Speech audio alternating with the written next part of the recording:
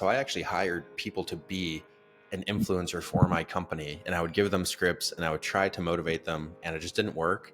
And now I've kind of finally like given up and been like, okay, I have to be the face behind this thing. It just seems like everyone who's building a company has the best results for their company when they tell the story of them building it and they show why they're building it, and people can get behind them, and they're fully doxxed so people know who they are. And there's just a huge, I think trust is maybe the big arbitrage here. Like, you're just gaining a lot of trust by putting your face out there as a CEO.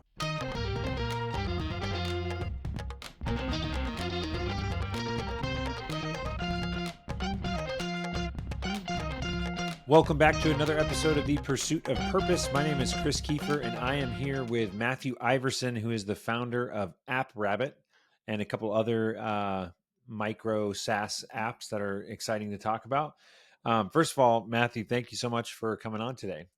Yeah, of course. It's awesome meeting you a couple weeks ago, and I'm excited to jump on.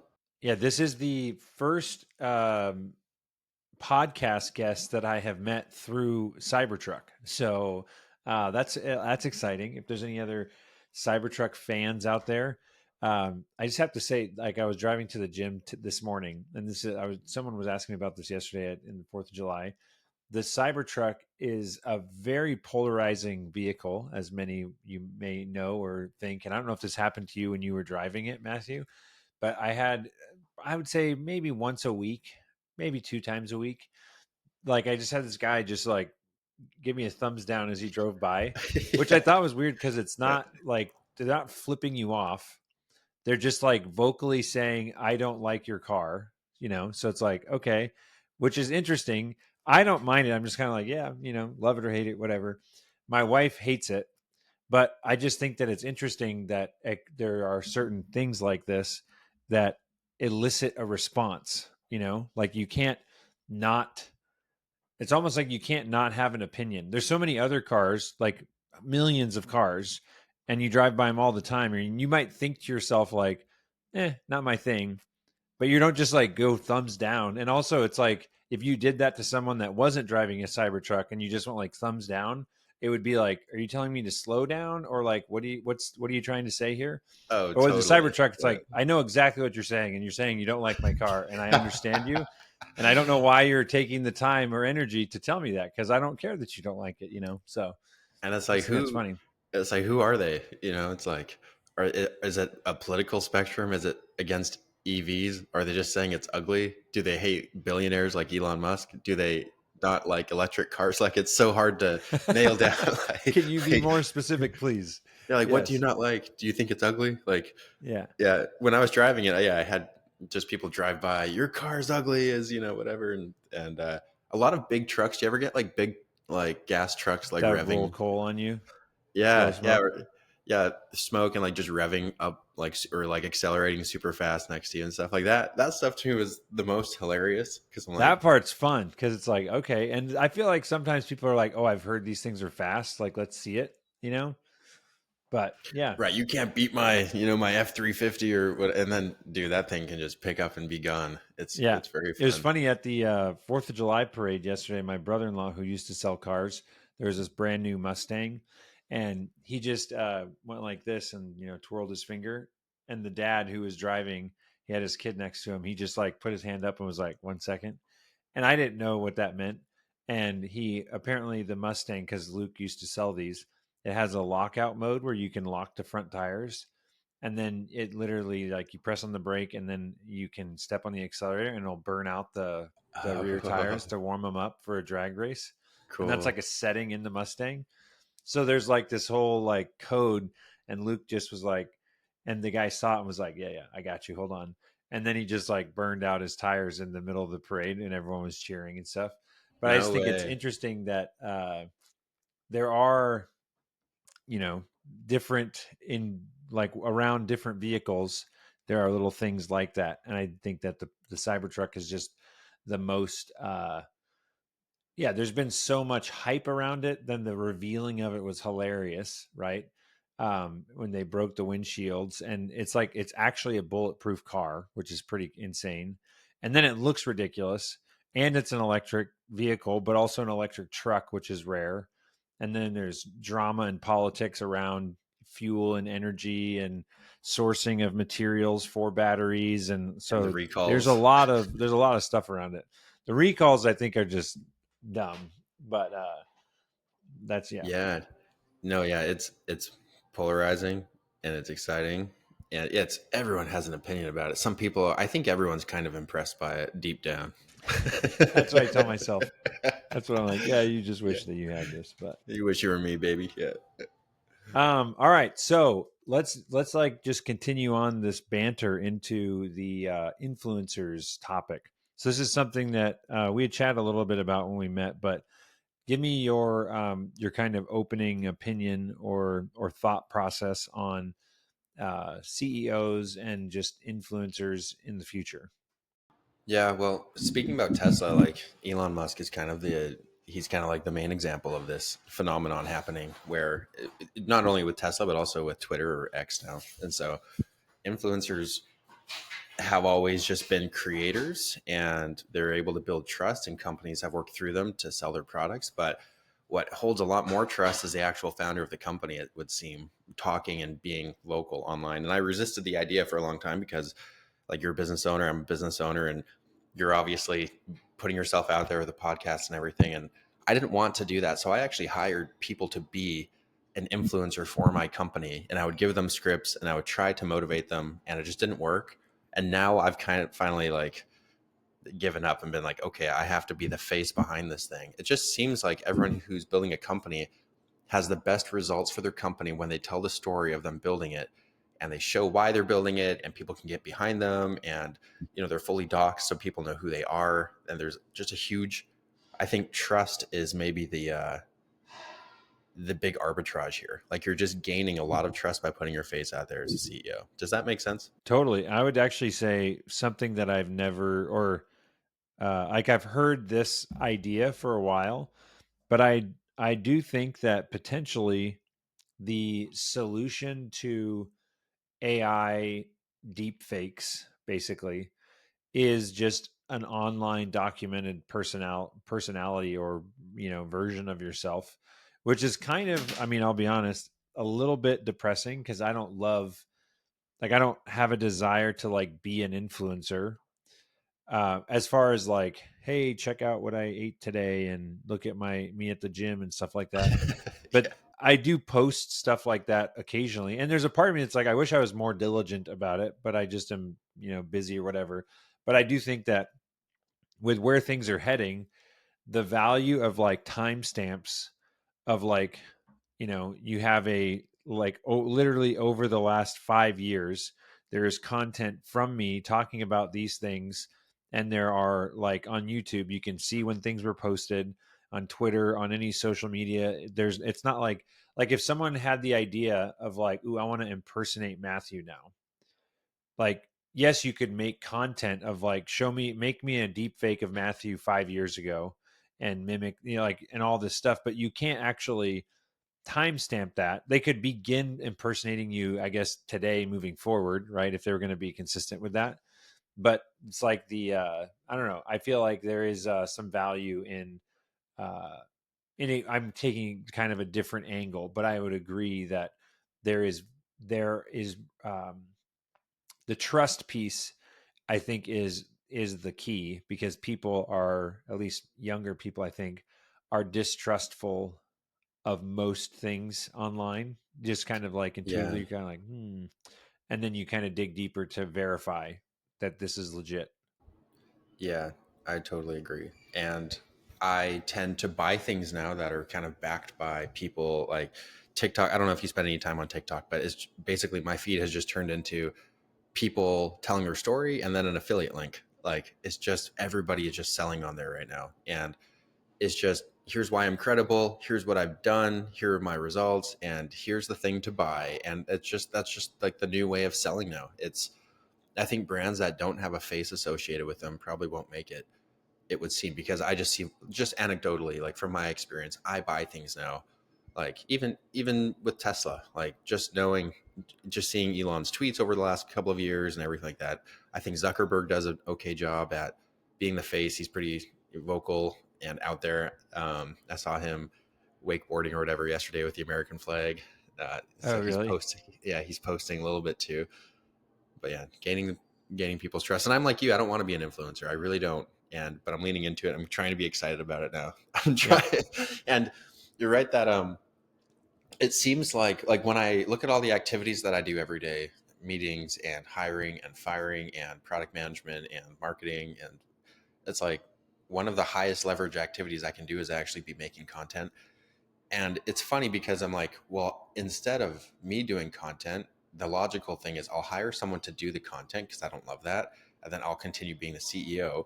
But unfortunately, the skill set of being a founder or CEO translates very well into being a thought person or idea leader or being able to sell something well as an influencer. So the skills do transfer nicely, Mm, and you can feel the authority behind someone who's founded the company when they speak. And yep. you can't get that when you hire someone. You can't hire like a bubbly, pretty face that also like comes up with clever ideas and shows their ingenuity by talking about like the deep ideas of the business, which is what builds the credibility and trust. So I think it's actually, I've learned this the hard way. I don't think you can outsource it. Yeah. Yep. No, that's awesome. Um, Anything else on that topic that you think is interesting? Um, Probably. Nothing really comes to mind except I just started following the CEO of Instagram on Instagram this last week, for the exact reasons. Like he's giving like tips and tricks. He has like 3 million followers now. He's like, oh, here's how the algorithm works, and like here's, and he's just the guy who runs it. And I won't follow anyone else on tips and tricks on how to scale Instagram out because like he's connected to the algorithm. He controls the product, and so I'm just like, yeah, obviously he's the guy to follow. So I don't know. Just I see it Is all over that the place now. Adam Mosery? Mosery? Yeah. Uh-huh. Do you follow him? No, but I just looked him up online. That's interesting.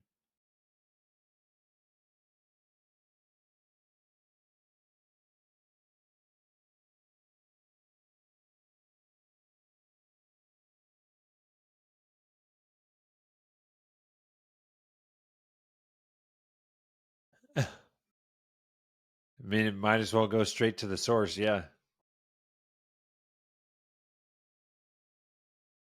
totally.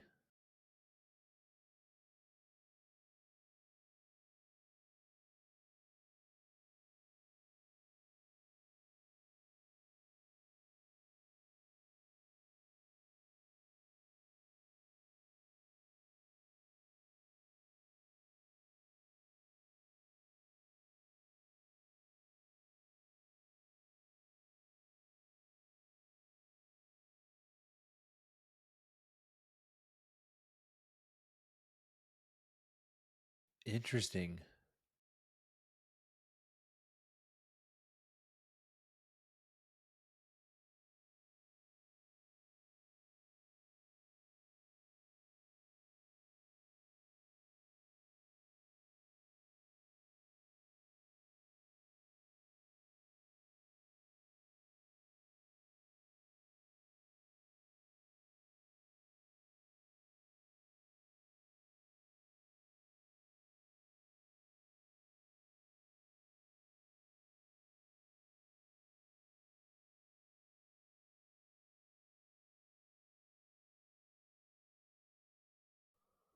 Mm,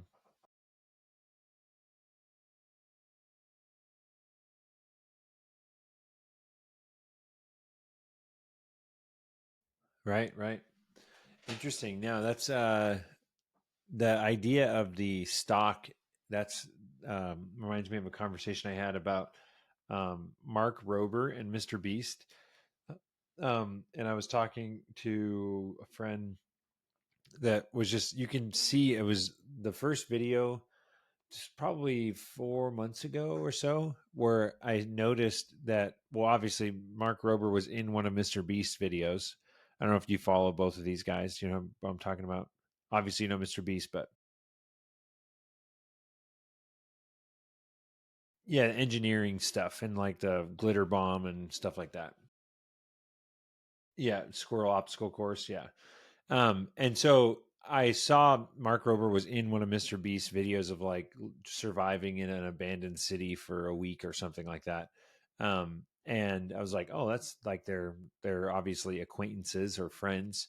And then a couple videos later with Mark Rober, he was basically following the same formula for his videos, where it was like one catchy thumbnail, like "Can you blow your own sale?" which is like, oh, I don't know, that's interesting, and it's a really cool picture to illustrate that. That And sounds then cool. there's like 5 mini experiments inside the one video, and it's exactly like MrBeast, like, the world's most dangerous obstacle course, and then you see the thumbnail, you're intrigued, and then there's 5 completely separate things. But and if you've ever heard MrBeast talk about how he, like, the hook of the video and you just jump straight into the action, and then they have their ad of whoever's sponsoring it like 2/3 of the way through, and everything is like super methodical, and it's just this formula that all their videos are the same. And so Mark Rober is now doing that as well. And this guy I was talking to was like, I wonder if MrBeast bought stock in Mark Rober, like in that brand, or if they, which if I was Mark Rober and MrBeast was offering to take a portion of my company, I would be like, yes, absolutely. Because you figured this out. Like, I would gladly take money and advice from you to help grow further. But who knows if they have, or if they're just legitimately, because I feel like MrBeast is just on a massive scale compared to any other YouTuber, even though Mark is pretty successful. But there's no way that Mark has the resources that MrBeast does. You know? Yeah. Mark does a good job in storytelling in his videos, but Mr. Beast is like hacking into your mind with every Yeah, video. You're right.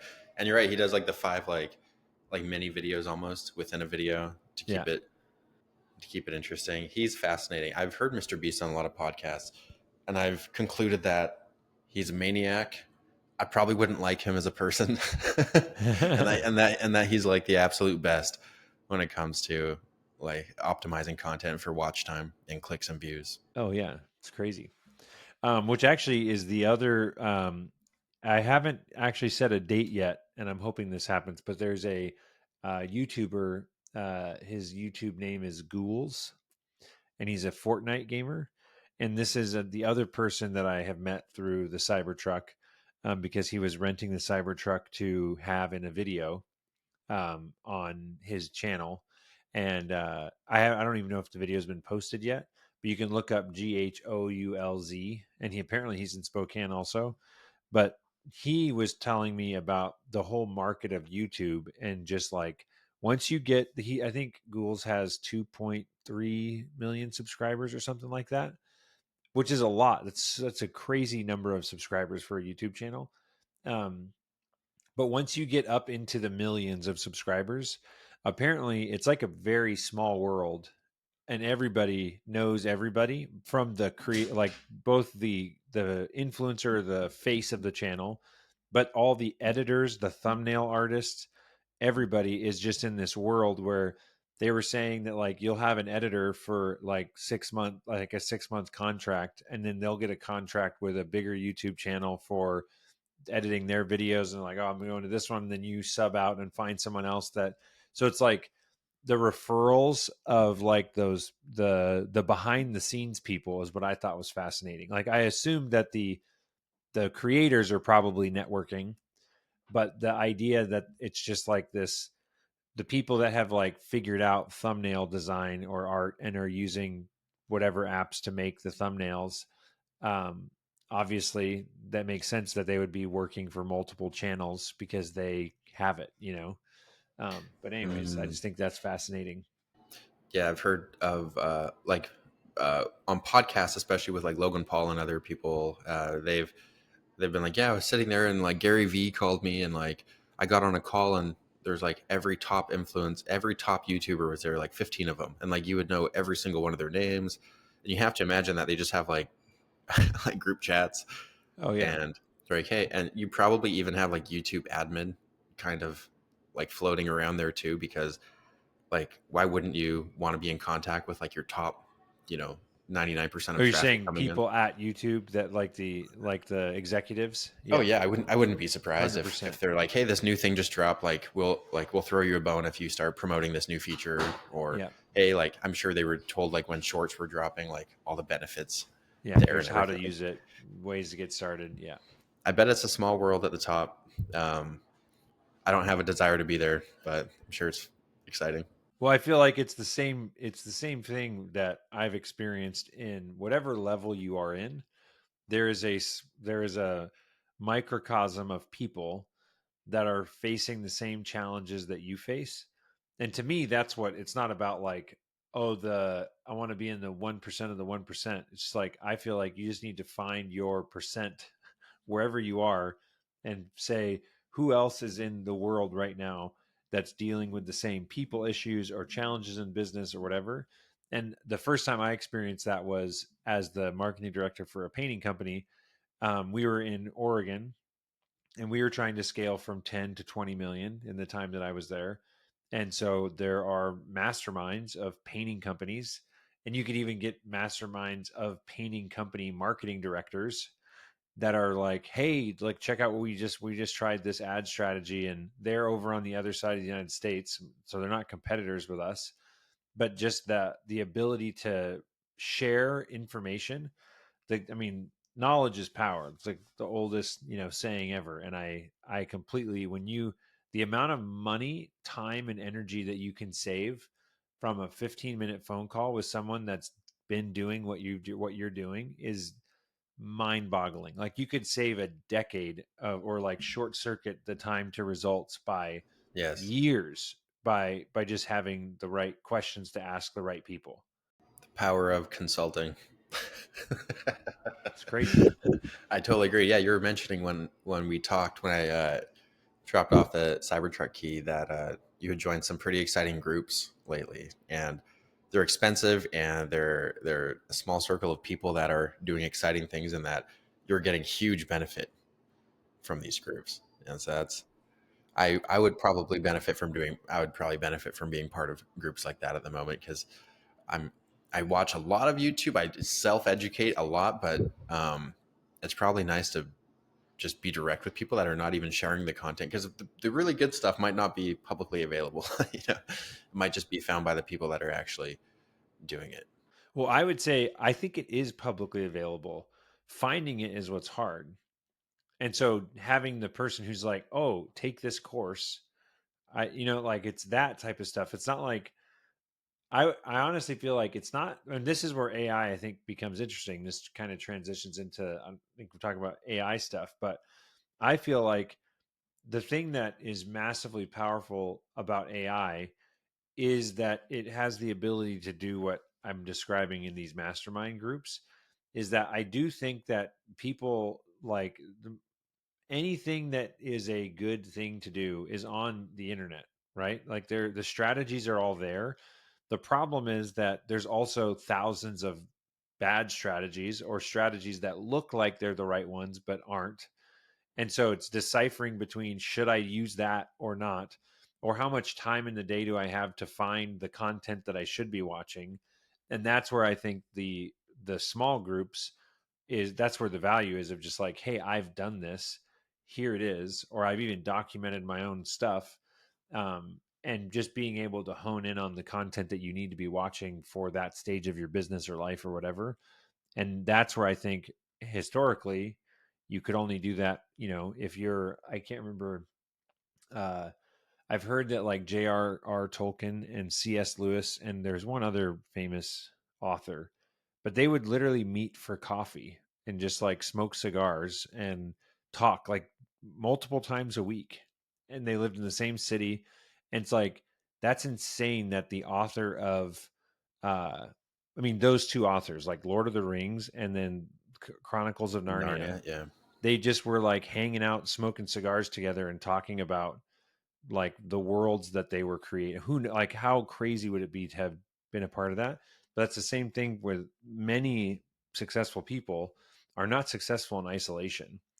They find the people that are on the mission that they're on and they are exchanging ideas. And that's where I'm like, obviously that's still human, like a human need, But AI, I think, has the potential to uh, mimic that to some degree, or point you in the right direction, or be that sounding board to like help you figure out what you should be doing sooner or faster or whatever. Yeah. How do you see that? I agree with you. I think that AI is going to shake it up a lot. How do you think it's going to look with, let's say, you go to a group where you guys talk about SaaS and you guys talk about scaling? How do you think AI would look if it were to mimic that or give value in that same way? Like a group setting, or like basically replacing like a mastermind. Just replacing the value, I guess. Mm. Um, I mean, I would say that most of the knowledge that I have uh, would be, or most of the, I should say, most of the knowledge that the group has, I think can be replicated in AI. Um, Like a language model that just yeah, has that's like ask me just train. whatever questions you have. And it's also like, I feel the part that's hard to wrap my head around is that one of the values, like this one group that we're in called SaaS Academy, that's run or started by Dan Martell, and now Johnny Page is the CEO of it. But we have coaches, and I feel like one of the big reasons, this is my opinion from the outside because I've been in a couple different groups, but we are assigned a coach, and that coach is knowledgeable of all the resources that SaaS Academy has to offer because there's so much. And she's like, all right, tell me what's going on in the business, and asking questions. It's like, okay, what are your goals? What are you trying to do? All right, what's the biggest problem? What do you want to do in the next 90 days? So it's like asking all these questions to just like clear out all the clutter and help you focus in on like, what am I doing for the next 90 days? Wow. That type of stuff, I think, is what, and like you basically have like an AI coach that's like, help me Oh, navigate wow. all the content. And it's like, oh, you should, watch this thing or do this course or do this homework or whatever. I've already done the homework for you based on what I can see in your business.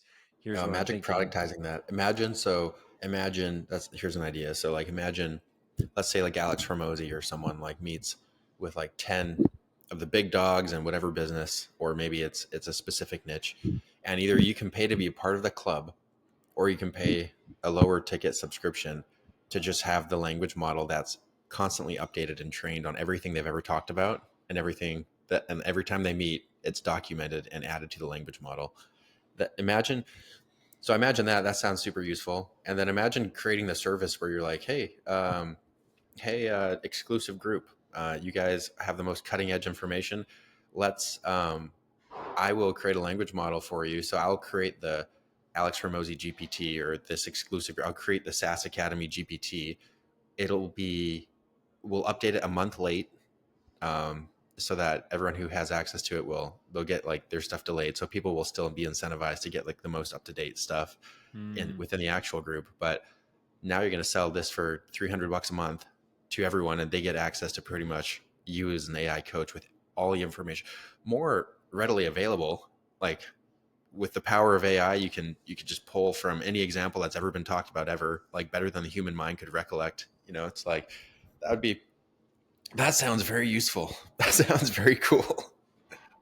Well, I mean, I think that's super interesting to me because I feel like when we talk about the future of AI, Dan Sullivan, in a podcast, I heard him say that AI is basically just, it's an electrification of our current um, processes and whatnot. And the fact we're already on computers, but it's his example is that it's electrification of computers in the same way that we had electrification of factories back, or just electricity in general. Like, oh, now we have lights, so we don't have to work by candlelight, which is kind of unsafe and limited in its capacity, but we can have full daylight brightness, whenever we want, and we can have factories operate around the clock, or we can just get more use out of all these assets that we have in our business. And so Dan Sullivan is saying that AI is just, it's an efficiency gain, but it's an order of magnitude larger, or multiple order of magnitudes larger than electricity was. But that's all that it is. It's just like helping you save time. So instead of a 20-minute task, it's a 2-minute task. Instead of a hour-long thing, it takes you 15 minutes or whatever it is. And you're saving these little bits of time in all these places. Um, and I feel like it's just going to be, it's going to continue to be more and more capable. But I guess I have talked to many people because we're trying to help companies implement AI and tech in the consulting that we do in painting companies. And there's so much fear around like, it's just going to like, what are going to happen to all the jobs? Like people are just not going to have jobs anymore. And the only answer that I have to that is I think basically people like I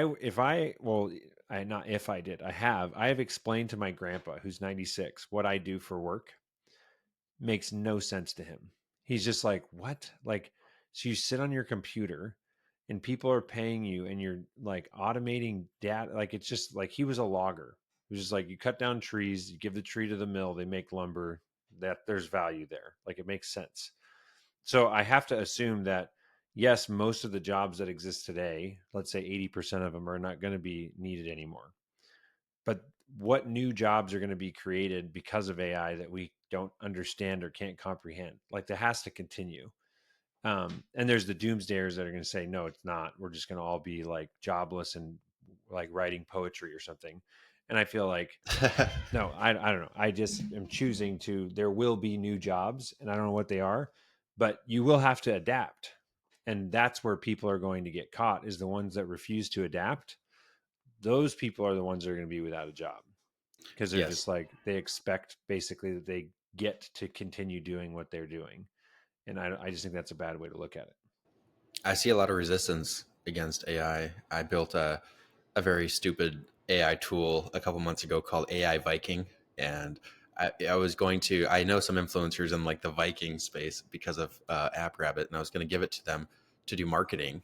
And they were afraid to use it because of AI. And they're like, oh, it's taking jobs away. And I just saw it like as such an archaic point of view. I'm like, you're literally like fighting against the internet right now. You're literally like, we can't put the yellow pages online. Like, that'll take jobs away from the people who write newspapers, and like it sounded like that to me in a way.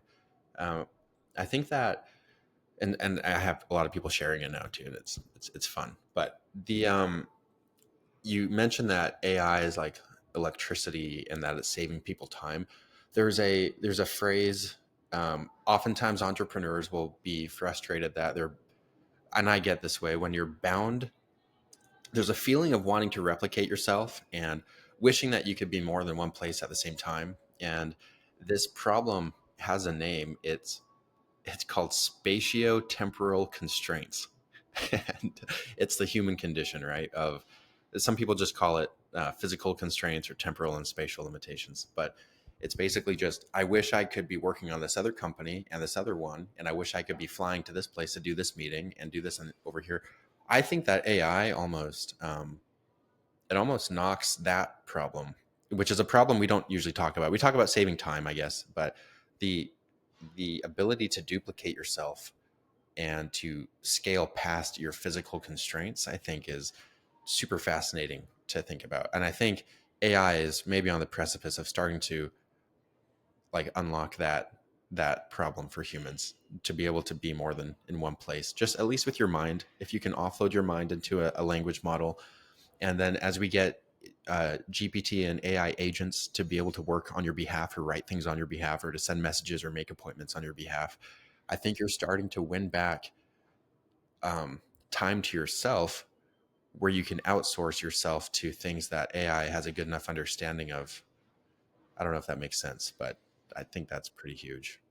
So then I agree with that. Then how do you stay caught up on what your virtual self has done? I don't know. There must be, there must be an accounting or, at the end of a day, like hey, we went and made these appointments for you. Or the way that this will roll out with technology is you'll have to verify each decision. So you'll have to be training these agents. Hey, are we good to send this email? Hey, it's time for your haircut. Like, are you good for us scheduling it this time in this place? Hey, we just ordered Uber Eats or whatever for you. Like, is this, or like we're going to, is this good? and it'll just be yes, no until really like it's kind of broken your chemistry down or whatever. And I used to think that we're pretty complex beings, but I think we're not as much. I think AI can actually figure us out pretty well, and I think that's just true. Like, I'm not that complex. I have predictable patterns that you can see like every day, like decisions I make, things I do. And Sam Altman was talking about this. He was saying AI is going to become super useful, not when it can just do things that you want it to do that you would do, but it'll become even more useful when it starts challenging you to become the better version of yourself as described by you to AI. And it'll be like, hey, you've been going to the gym this many times. Maybe we should increase it this many times. Just hit yes, and we'll start scheduling that in for you. And you actually start becoming better because AI is helping you by being like that good friend who is kind of like helping you level up. So that I went on a different tangent there, but I think that sounds very interesting to me. Yeah, that is. I'm looking at this Viking website. I think this is. Do you Oh, how much? AIViking.com. Yeah, Yeah. I just dropped a photo of myself in. For everybody that's watching. Here we go. Let's Yes. see this. Yes. Hopefully it works because it's I have a guy working on it right now. But yeah, it should work. And survey says, Yeah, this will be an example one. yeah, There you go. Is that your face? yeah, that's me. Does it Cool. look like Yeah, me? Kind it does, I think. Yeah, of. that's pretty good. Yeah, that's funny. So then when they go to the next pages, and I can give you a coupon code to get the free 20 images, but it'll send you like 20 like really good ones. And they're even more fun. And people buy this. People buy it for birthday parties and for Father's Day and like Oh, for a bunch really? of stuff. Uh-huh. Do you want to text it to me or something? Yeah. Um, That's so crazy. So do you get much like are people taking you up on that? on Starting on to AI, generate a little bit of money? on AI Viking, yeah. So I just signed up a Viking influencer. We're actually launching maybe today, maybe tomorrow, depending on how fast my developers work. But he's got about like 500K followers, and we've white labeled this site for him. Um, his his brand is called Modern Viking, and so I basically just like copy pasted this whole site over. We've modified some of the prompts and images and stuff so that it reflects more of the style he wants, and I'm excited for that. But yeah, this one makes money every day. It does like 10 sales a day, and it's just people on Facebook groups kind of sharing it around. And people are changing like their profile pictures to images that are generated through this. And oh, how did you do that? Oh, I did it here. It's like, oh, cool. I want to go check. So it's really just a fun organic tool. I was going to say there's a guy that is it modernviking.com is the Yeah. this guy's business. Uh huh. Oh, Yeah. it's not who I thought. I worked with a guy in Oregon who was um, basically written multiple books on Vikings, and he really cool guy. He's got a podcast and talks about Vikings and stuff.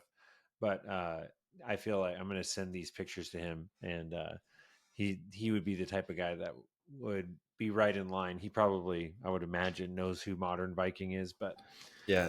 because he's deep in this world. Like he gives talks on it. Got invited to go to somewhere in Europe to give a talk on Vikings. Anyways, it's No way. funny. Um, Go but ahead and yeah, refresh so the Go ahead and refresh the page. You might have a couple there now. and now a quick word from our sponsor, which is Boolean Review.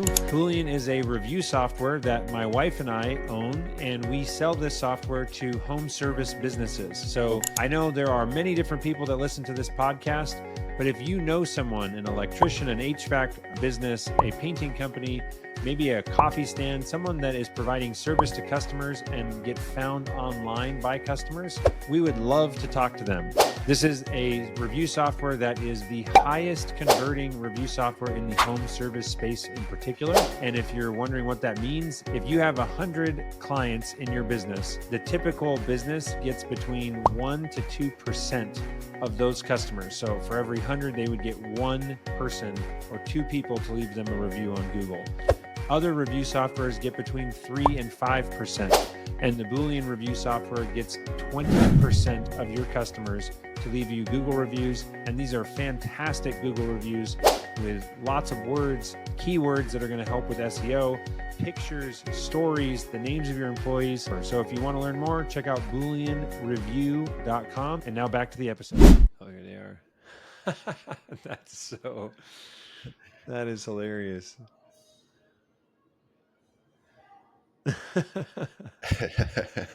Yeah. Tried to mix up the styles, different.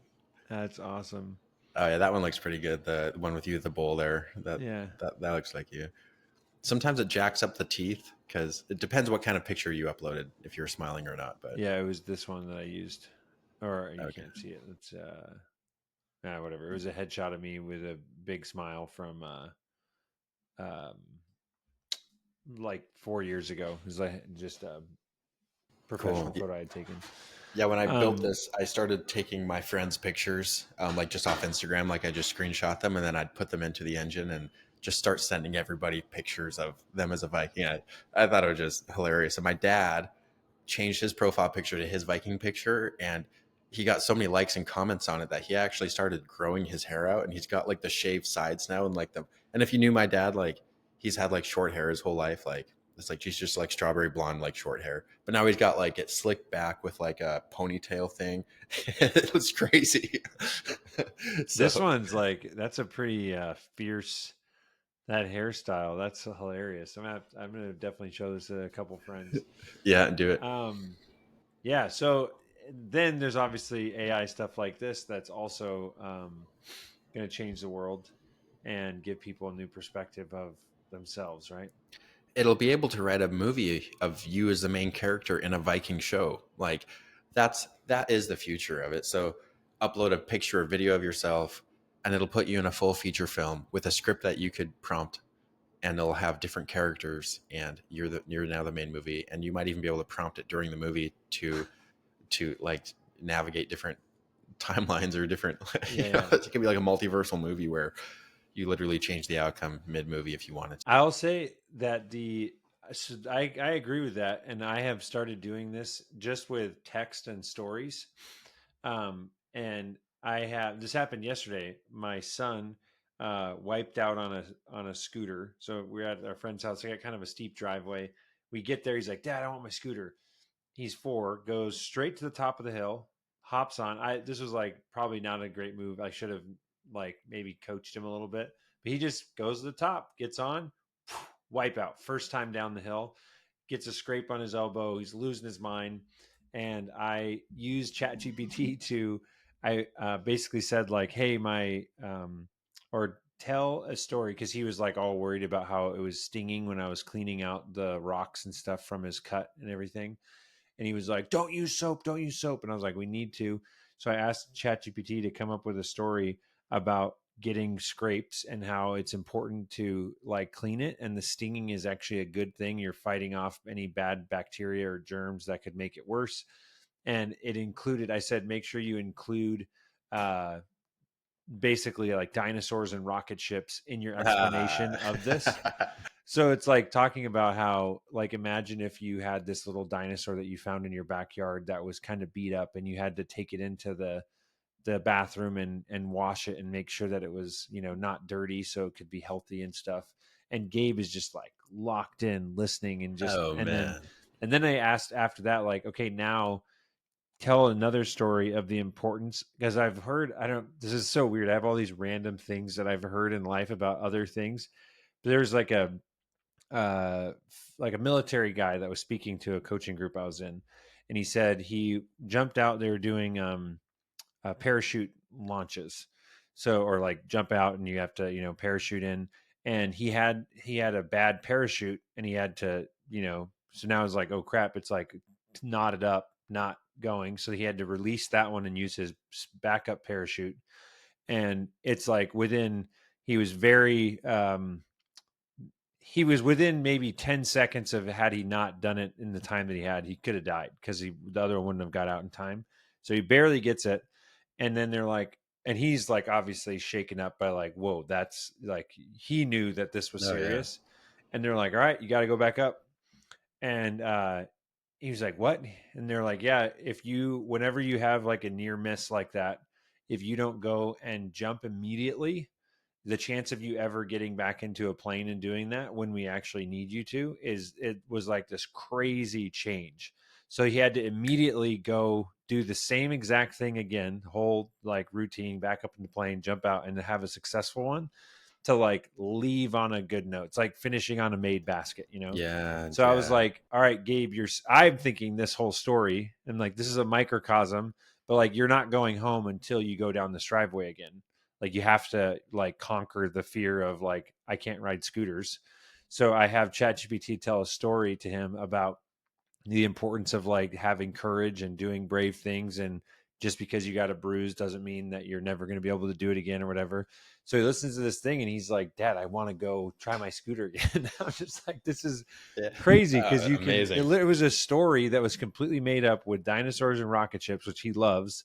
And there's this character named Gabe who was, crashed on a scooter, and they told a story about how this is exactly like, a T-Rex that is out and gets attacked and has to like have courage to go fight again and stuff. And anyways, I feel like that's a super practical use of, I think, a really cool parenting strategy.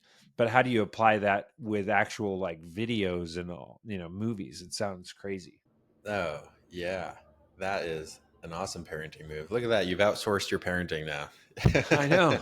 I'm like, I feel like I just try and look for things like that all the time. Just like little tiny wins that are like unique and different, and just like people that are like, oh yeah, I don't really know what I would use that for.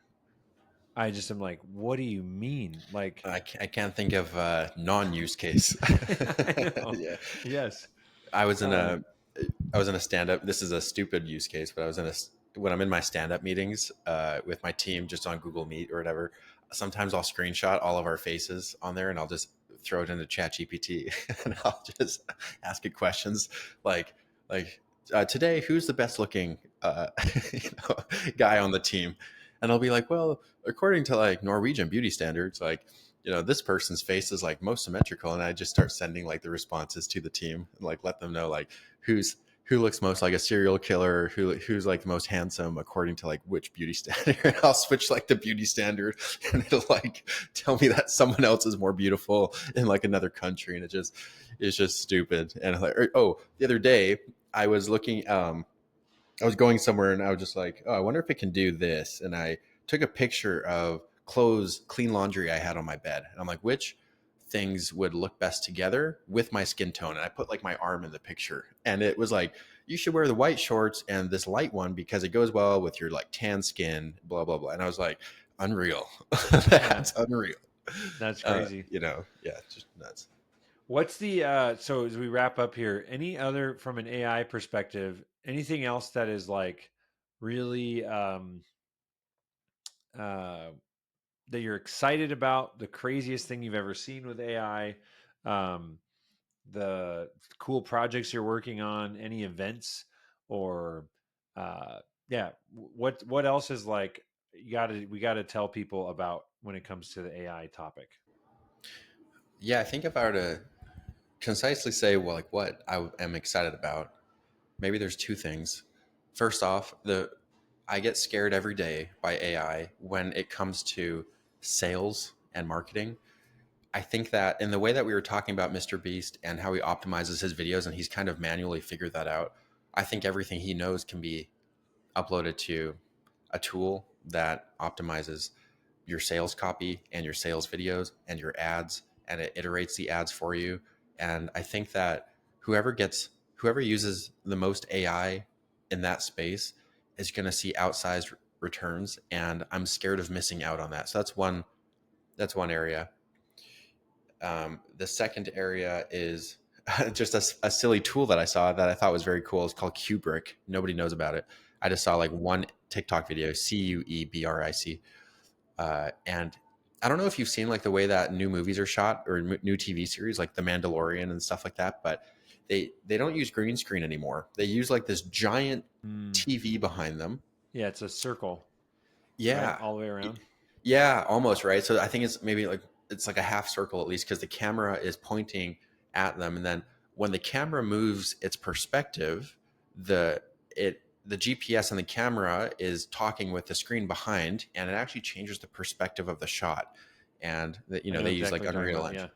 Yeah, and there's this AI tool. I saw someone demoing it, and they were just using their phone, I think, or maybe they were using a DSLR. But anyways, the phone they were using or whatever they were using had that, but it was generating the background in I don't know if it was real time or not, but you know how we can have filters, like in this call we could throw a balloon behind us or whatever. It had that background, and when they change angles, it changed the perspective of the background, so they were in these real 3D environments.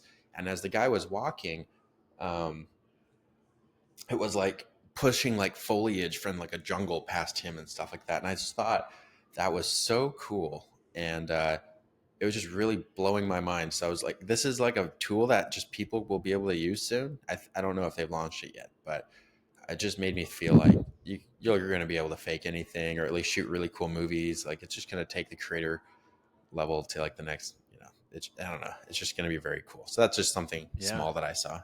I was going to say, if you're interested in that, you should look up the, what's it called? The Mandalorian behind the scenes. They called it the volume, I think, is Yeah. the one that they made, and that one was 360 degrees. And the reason is because it was and this was like groundbreaking, which is pretty crazy because the Mandalorian has a metal shiny helmet, and you actually have to see the reflections and the colors from the screen. So even though I'm shooting at the Mandalorian and what's behind him matters, what's reflecting off his helmet also matters. You can't just have like white studio light all the time because like his helmet is very reflective. So they literally could put up, the what would be in that environment, and they literally would make full on um, uh, 3D worlds that the scene was shot in, so that they could be like, we're going to shoot in this spot. And then there's mountains that are already like designed so the depth is all right. And when they change the camera, the parallax of the mountains like shifting and like you're talking about. But yeah, the behind the scenes of it is wild because it's also when you watch not through the eye of the camera, but just as a bystander in the room, what's happening on the screen looks absurd because it's like it doesn't, you know what I'm saying, it doesn't even make sense why it's showing what it's showing. But then when you look from the perspective of the camera, Oh, it's like, interesting. oh, it's exactly what you would have expected to happen Oh yeah, because we're not used to like a parallax shift like from a third from a third party. angle. Yeah, Yeah, exactly. that's very interesting. Yeah, I love movie making, and I used to be really into that kind of stuff, and so these tools are pretty exciting. Yeah, and marketing companies are doing this like off, like for all sorts of crazy stuff. I'll see if I can, there's another video of like a biker. There was a bike company that used a robot or a camera on a robotic arm to have these super fast pans from like the handle to the gears to the foot or Mm. whatever, just like, and the whole background was a screen just like that. But you're able to get these ridiculous things that look like it's a virtual or a 3D animation, and it's actually like, yeah, Yeah, I'm just for those watching. Yeah, so this is like the example that this isn't the Mandalorian set, but this is like similar. So this is Kubrick, where it's able to change what you're looking at depending on the angle. yeah. And So if when it's it cuts back, like right there, that's the part that's like so weird to see, yeah, just like a right. random, like, It looks why like is it's there float. a Yeah, glitch it's in like the floating. screen? Yeah. Yeah, so it's cool. Yeah, and even the way that they make worlds now, like if they're making something in Unreal Engine, that can be built with AI too, with the prompting, and so it'll go and like build mountain ranges. I saw a creator who built a world, a video game world, with prompts, and it created like the forests and the mountains and the valleys. Then he went into the game in first person and had to actually explore, and was having a fun time exploring the world that Because he he had didn't make created. it. Well, he Yeah. kind of created it. Yeah, yeah. Right. Yeah. So he was like, "Oh, I just found like a really cool, whatever, like treasure chest in this spot," and like it was a world that was undiscovered basically. So it's very, for these expansive games, that's very cool because you can create really infinite worlds, and then you can have AI music that runs in the back that's infinitely non-repeating because it's always unique, and you can have AI characters you can interact with. I mean, it's getting out of control. That is crazy. And that's so like, yeah, I talk to people about very basic, like even with what you're saying, like, oh my gosh, that sounds so overwhelming. Um, it's exciting, but it's also like, when does it stop? Um, and I don't know what it is, but it's like, I guess my thought is it's going to keep evolving, and you can choose to embrace and learn and try and leverage it for good, or you can ignore it. And those are the people that I think are going to be in a bad spot or not a good place, let's say. Um, It would be cool if you could make, if somebody made a kind of like a map and kind of like greenlit areas of jobs and things that will still be safe. Um, so you, I mm, imagine for like the boomer generation, or for anyone who's like, I can't track if what I'm doing is going to be replaced. It'd be cool if there was like a safe zone where it's like, oh yeah, if you do Airbnb properties, like that's safe, except for the marketing of it will need to be AI or you'll be left behind. Or being a logger is still good, except there are these AI tools, like machines coming out in like 10 years that are going to replace your job. Like it'd be cool if you had some sort like of say like, projection. yeah, like safe zones for certain jobs. Yeah, I mean, completely agree. All right, 3 book recommendations.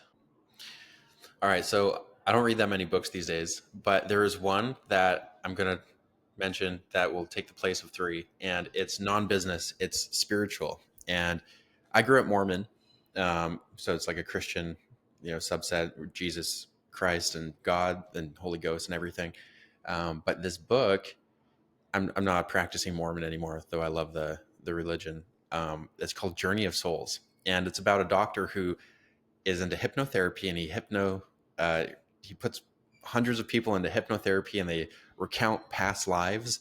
And whether it's true or not is more irrelevant to me than maybe it should be for this book. But the idea of multiple lives is fascinating to me, and it feels like there's a part of that that's true. And I think it makes this life more unique to think that it was created for, or that you chose it for a very specific purpose. Uh, like in this time, in this age, in this body, with this family, and that's kind of what it talks about. And so I listened to it all on YouTube, to be honest. Like it was like, I don't know, maybe 7 hours combined. And yeah, Journey of Souls, man, it just shattered my It perspective basically on is life. saying, or let me say it because it sounds similar to another way, like frame to approach the problems that you're having. But you're saying that the story is essentially that we all chose to live this life that we're in right now as one of the lives that we get to pick or something. Yeah, so it makes this life a little bit more intentional. It's like if we get to live multiple lives, what is it that determines the life that you're currently living? Like why? And I don't think it's random. That doesn't make sense. That doesn't feel true to me. So it makes sense that if that's true and it feels good to me, then you would want to live this life for a specific reason, maybe to, I think you can refine your soul through these lives and learn things. And so, you know, figuring out what your purpose is in this life is a great question to ask yourself. And I think that a lot of people just try to, especially in the religious spheres, be like, this life I'm going to do everything right. My purpose is to just be so good, um, and to just focus on like a lot of morality. Maybe family values are good too, and everything like that. But I think some people have like really specific life missions, and those are the people we end up talking about. People who maybe are a little bit unbalanced, a little bit extreme. But if you think about balance outside of just one lifetime, you can have a pretty balanced existence. I think you should still be somewhat balanced in a life, but anyways, it's completely just shattered the way that like think about the world, and it Hmm, makes me a little bit more carefree, and also makes me work harder. And I don't know, it's very interesting. So I just totally recommend that. that's awesome. What else? That for books, that's like literally the only thing. That's like literally all I've read. So that's the book Okay. one. And then for movie, what's your movie recommendation for us? All right, so this is a TV show, and it just gets me pumped. And most people have seen it. Have you watched Suits? I have not, but I have had multiple people to mention Oh, it. it's so good. So my first year doing summer sales, which is what I was doing when I was like 23, door-to-door pest control sales. I used to watch Suits like every night, and that show just gets me amped to like work hard and to be a shark and to do like the hard phone calls and the hard sales and the hard approaches and to have like big impact in my everyday life. So Suits is like my show, man. Like if you can watch that and come out of there not feeling motivated, then shame on What you year was because Suits? it's That an was awesome. from 2011 to 2019. Is that right? Yeah, I think so. Yeah, they have so many But it's seasons, good. and they're building new ones right Is there now. any Yeah, season that you just start with the beginning? start at the beginning. It's just a beautiful story. The premise is there's this guy who's a genius. He's like a savant. He's got a photographic memory, but he's not done a good job with his life. So he's kind of like dealing drugs and everything like that. And he ends up trying to pull off this drug deal, and he's got like weed or money or something in a briefcase, and he's running from the cops, and he ends up just kind of like jumping into an office inside this building, and they were hiring for a lawyer position. And one of the scams that he had pulled before with people is because of his photographic memory, he would take the bar exam to become a lawyer for his friends to pass. So he actually And knew so while everything. he knew everything. So he's sitting in this interview. They're like, we're looking for like McDonald's. Is that you? And he's like a little bit like, yeah, sure. Like, that's me. Sure. Like, get me out of here before the cops get me. So he's sitting in this interview, and he's acing everything, and except he's never graduated from Harvard Law School, which was like a requirement to work at this prestigious law firm. And so he aces the questions, and he's like, I've never graduated, but I passed the bar several times. So it's like he could have. And now the hiring guy has like a dilemma because he's a shark. He wants really good lawyers, and this guy's the best he's ever seen. He starts reading out of a textbook, and the guy, auto completes the sentence for him, because he just knows what the entire textbook says by heart. And he's like, you're great, but we don't hire from, people without this degree. And he's like, well, maybe we could bend the rules here.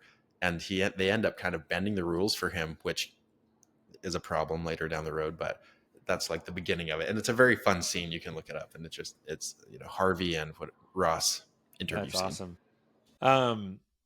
If people want to get in touch with you, how do you recommend that they do that? Or what's your preference? Probably AI Viking. Matthew at App. They can do that also.